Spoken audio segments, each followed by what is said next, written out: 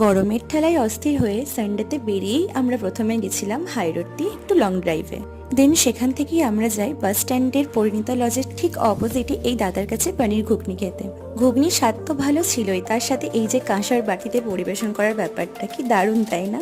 ওখান থেকে বেরিয়ে আমরা এই দাদার দোকানে এসে কিছু খাবার প্যাক করিয়ে নিয়েছিলাম মরাঘাটে বসে খাওয়ার জন্য।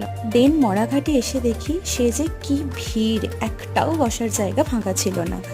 এরই মধ্যে রিফ্রেশমেন্টের জন্য আমি এই যে এটা খেয়ে নিয়েছিলাম।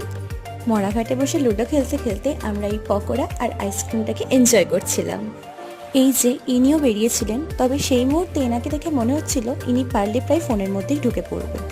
তারপরে আমরা ডিনার করার জন্য আসি প্রিয়াতে এবং সেখান থেকে ফার্স্টে অর্ডার করে দিয়েছিলাম ভেজ চাও, তারপরে ফ্রাইড রাইস, চিকেন, পনির এসব অর্ডার করে রাতের ডিনারটা কমপ্লিট করে নিয়েছিলাম। ডিনার ডান করে আমরা চলে যাই বাড়ি। দেখা হচ্ছে নেক্সট কোনো ভিডিওতে। টাটা।